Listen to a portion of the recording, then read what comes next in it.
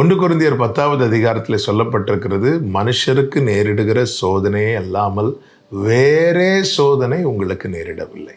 அப்படி என்றால் ஒரு காரியம் தெளிவாய் தெரிகிறது, நம்முடைய வாழ்க்கையில் சில பாதைகளை, அது சற்று கடினமாக இருக்கலாம் அல்லது சோதனைகளின் பாதையாக இருக்கலாம், அதை தேவன் நியமித்திருக்கிறார். அது நமக்காகவே நியமிக்கப்பட்டது. பிதா எனக்கு கொடுத்த பாத்திரம் என்று சொல்லி அந்த வேதனையின் பாடுகளின் பாதையை இயேசு தெரிந்தெடுத்திருக்கிறார்.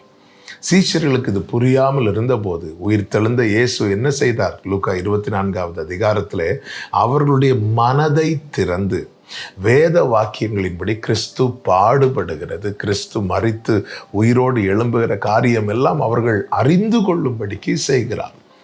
பிரியமான கர்த்தருடைய பிள்ளைகளே, கர்த்தர் அறியாமலும் கர்த்தர் அனுமதிக்காமலும் எதுவுமே நடக்காது. அப்படி என்றால் நமக்கு உள்ளே கேள்விகள் எழும்பும். ஏன் ஆண்டவர் இப்படி நடத்துகிறார்? ஏன் இப்படிப்பட்ட காரியத்தை வாழ்க்கையில் நியமித்திருக்கிறார்? ஒன்றை புரிந்து கொள்ளுங்கள், அவர் விரும்புகிறபடி நம்மை மாற்றவும் அவர் நியமித்த நன்மைகளை நம் கண்கள் காணவுமே. எனவே தான் 66வது சங்கீதத்திலே சங்கீதக்காரன் என்ன சொல்லுகிறார்?